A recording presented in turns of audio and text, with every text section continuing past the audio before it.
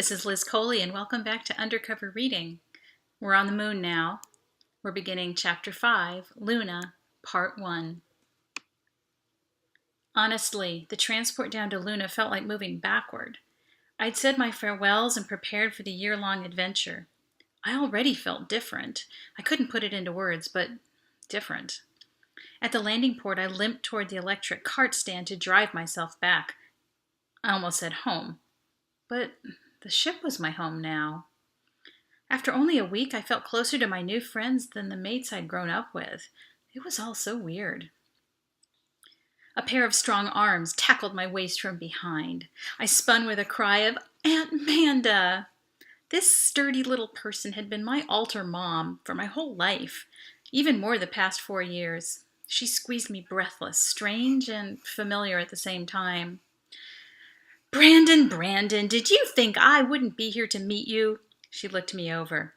"If it hadn't been just a week, I'd have sworn you'd grown. You look taller. Nice togs." She fingered my shirt. "You got this fancy stuff up there?" She pointed to the blue marble hanging in the sky. "You would love this store," I said, and I told her all about the fabricator system while she checked out a cart. "You want to drive?" she said. "Yeah, sure." "Did you know kids can't drive alone till 18 up there?" Manda humphed. "What a nuisance for their parents. So what other wonders did you discover?" While I traced the familiar route back to our block, I told her all about soaring skyscrapers, the hot outdoor wind on my arms, the vast ocean, the enormous swimming pool. "Meet anyone special?" she asked with a twinkle in her eye.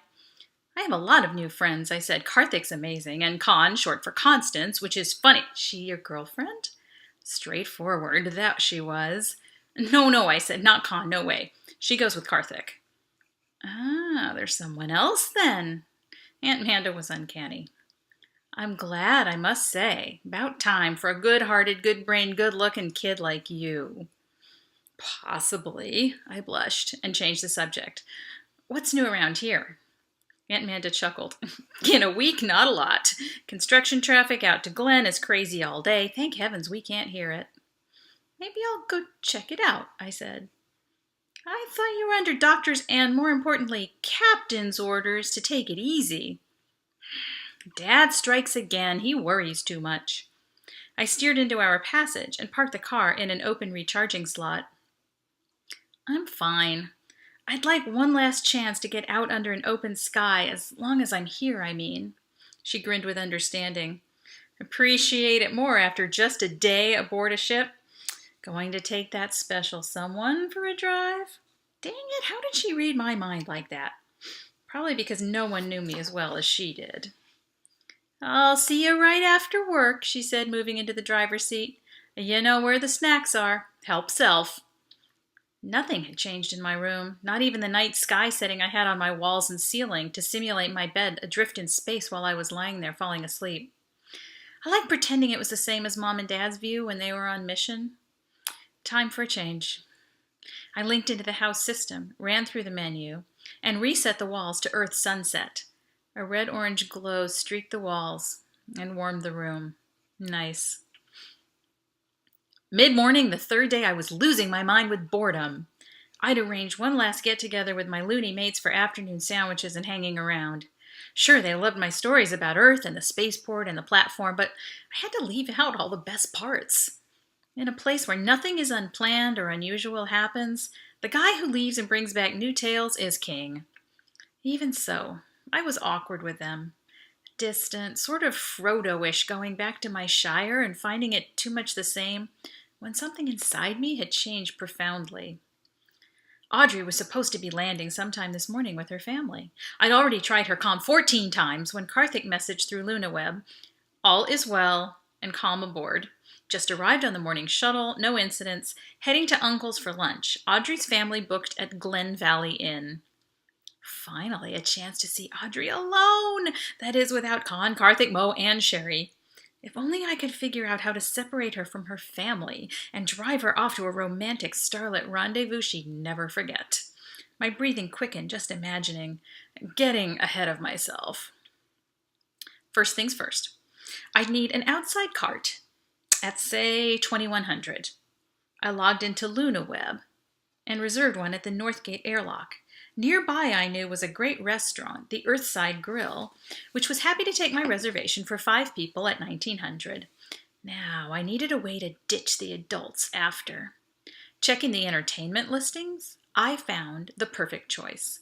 2 doors down, Java Jazz was advertising 2 bands, no cover charge, free Java. I rubbed my hands together and laughed like a mad scientist.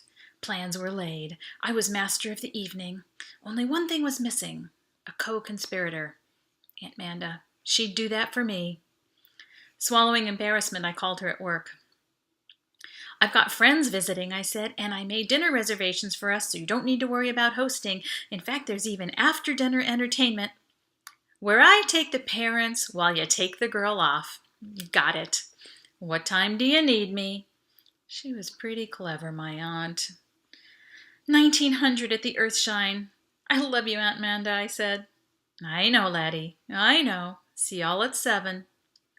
I hit voice mode again on the watchcom and breathed through my nose to force myself to calmness while I waited for Audrey to answer. Brandon! Was it my imagination, or was she a little breathless herself? We just got here. How'd you know? I could have confessed to calling every 10 minutes until she was in range, but I said, Karthik tipped me off. He reminded me I promised you some tourist advice. Can I go one better and be your tour guide? A female voice called from the background. Oh, how kind. Audrey, tell him yes. Mom says yes. She can hear you. My heart flipped. This was so easy. I've got everything planned, I said. I'll pick you all up in 20 minutes. Oh, is that enough time? Perfect, called her mother loudly. We're at the Glen Valley Inn, tell him. She says we're at the Glen Valley Inn. I heard. Okay, so see you soon. I added a text message, can't wait, and sent it before I realized how dorky that sounded. Mid-morning traffic was non-existent, and I found a fully charged four-cart with no trouble. Audrey was amazed. That's so cool that you can drive here. Where are we going? Everywhere. Heb Armstrong wasn't so large that you couldn't do it in a long afternoon with an e-cart. Audrey's brilliant, nice, thoughtful parents insisted on her sitting up front with me. So I narrated the tour over my shoulder, trying not to swerve. Audrey was already impressed, and I didn't want to blow it by having the cart execute an emergency stop before I hit something. We drove around for hours, visiting both the usual sites and unusual ones. I took them on the public tour of the air, water, and waste plants, our lifeline. If anything happened to them, our 20,000 people would need immediate transport to Hab Collins, 20 clicks away, toward the South Pole. We stopped for food wraps in Central Park, which was so grown and green it was hard for them to believe that they were on an airless moon. We spent 2 hours in the Cultural Museum dedicated to local art, music, drama, and dance. Mrs. Klein looked ready to collapse when I checked time and suggested we should head over to the restaurant. I was exhausted, too, from keeping up a constant stream of information. Aunt Manda took over for me at dinner, and she made it sound entirely natural that the grown-ups would go for coffee while us youngsters found our own entertainment. Mr. Klein shook my hand. Wonderful day, son. You make sure Audrey gets back to the hotel safely. Yes, sir, you can count on it. I loomed over Mr. Klein awkwardly. Manda gave me a quick kiss on the cheek and whispered, Y'all have got 2 hours. Stay out of trouble, or I'll never hear the end of it from your father. Well, that's the end of part 1. Looks like they're going to get into trouble soon. See you next time.